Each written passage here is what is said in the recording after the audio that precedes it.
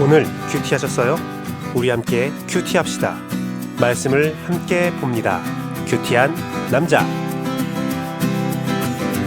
레위기 7장 28절에서 38절까지 함께 보도록 하겠습니다.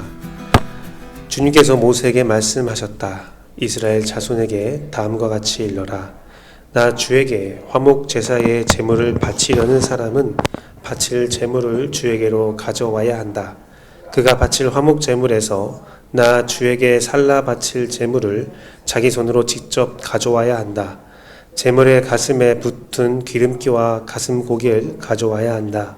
그 가슴 고기는 흔들어서 주 앞에 흔들어 바치는 제물로 바쳐야 한다.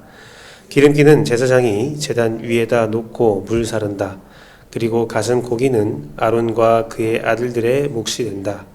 너희가 바치는 화목 제사의 제물 가운데서 오른쪽 널쩍 다리를 높이 들어 올려 제사장의 몫으로 주어라.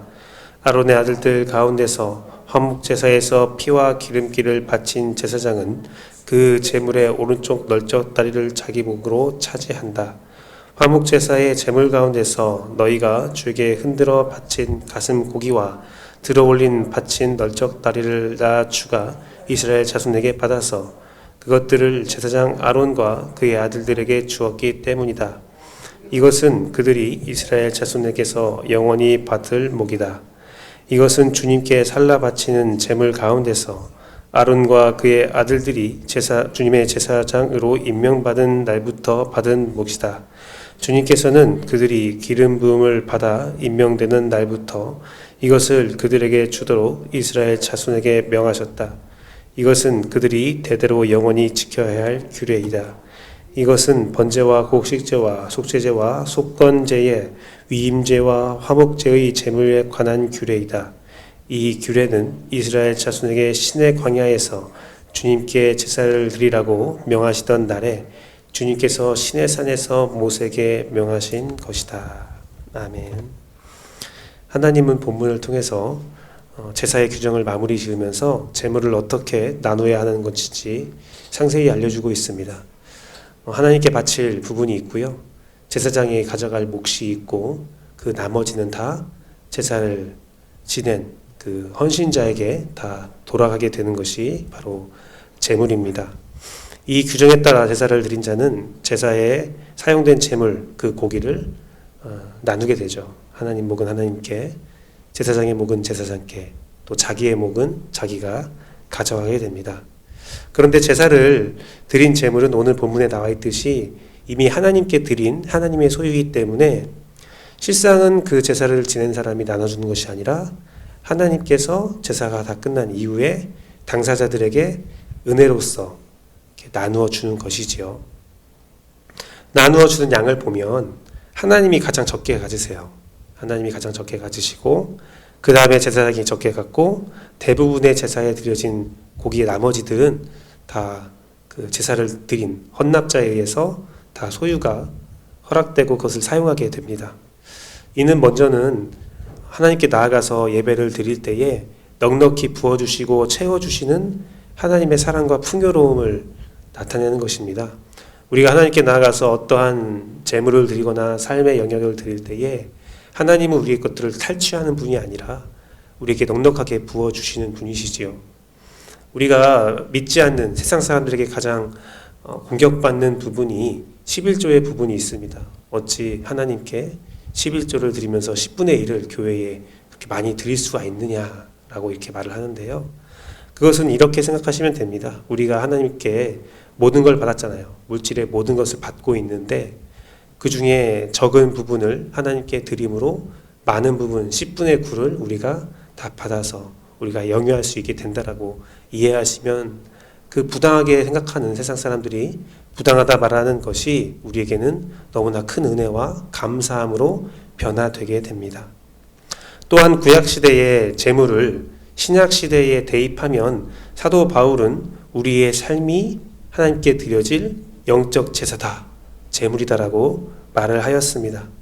예수 그리스도의 십자가 보혈과 부활을 통해서 죄가 용서받고 하나님과 화목된 성도의 삶 자체가 우리의 제사라는 것이지요. 그러면 하나님께서 우리에게 어떻게 살기 원하시는지를 어떻게 바라시는지를 오늘 본문을 통해서도 우리가 유추할 수 있습니다. 예배라는 것은요, 상당히 신비로운 영역입니다. 그 이유는 하나님과 사람이 연합되어서 어떠한 특별한 일을 하는 것이 예배이기 때문이에요. 근데 예배를 생각하면 여러분, 일주일에 짧게는 2시간 혹은 매 새벽과 수요까지 포함한 제가 한번 계산을 해보니까 약 10시간 정도가 되는 시간이 우리에게 예배의 시간으로 이렇게 주어지고 있는데요. 그 10시간만 예배라고 말하는 것이 아니에요. 이 시간은 우리의 삶에 비춰보면 정말 짧은 시간이죠.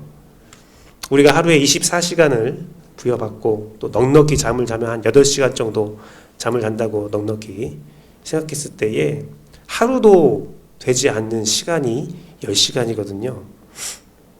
정말 짧은 시간입니다. 우리의 전체 삶을 통틀어 봤을 때 그 시간은 너무나 짧은 시간이에요. 오늘 말씀으로 비춰보면 그 짧은 시간을 하나님께 전적으로 드려야 된다는 겁니다. 그 시간을 집중하여서 하나님께 전적인 시간을 드려야 돼요.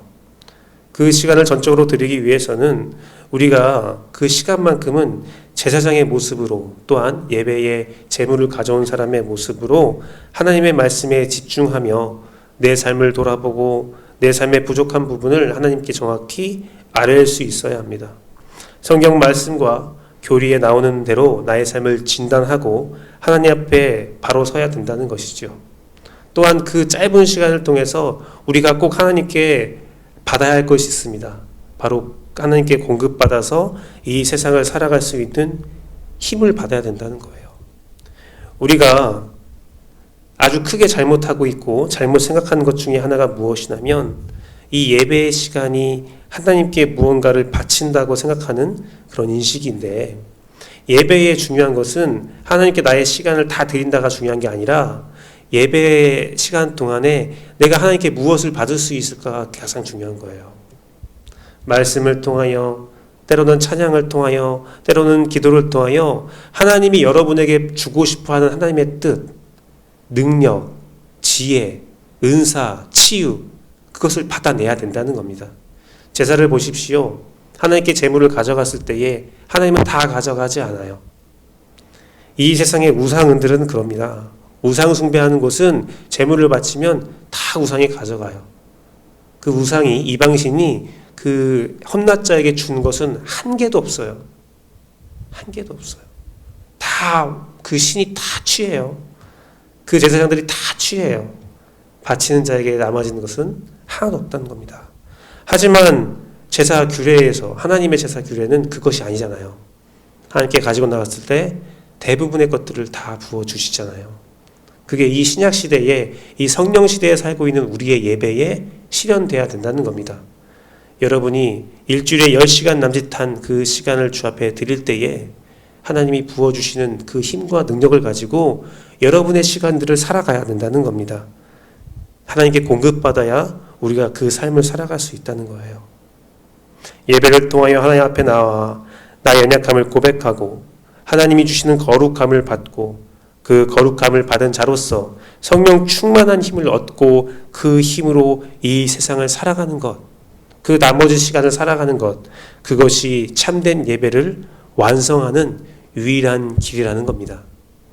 우리가 예배를 판단할 때 그날 찬양이 좋았어, 그날 무엇이 좋았어, 그날 느낌이 좋았어, 그것은 예배를 판단하는 기준이 아니에요. 가장 중요한 것은 그 예배를 통하여 나의 삶이 어떻게 사라지게 되는 것인가, 이 예배의 말씀이 나의 삶을 이제 어떻게 변화시킬 것인가, 이 예배의 말씀이 나에게 어떠한 힘을 주고 어떠한 결단을 주며 나의 삶의 어떠한 모습을 완성시켜 나가는 것인가, 그것이 예배의 참된 완성인 것을 기억하는 여러분 되기를 소망합니다. 하나님이 무한히 부어주시는 그 축복 가운데 살아가며 하나님의 뜻대로 예배의 삶을 완성시키는 여러분의 풍요로운 삶을, 풍요로운 하나님과의 교제를 간절히 바라고 또 기도합니다. 기도하시겠습니다.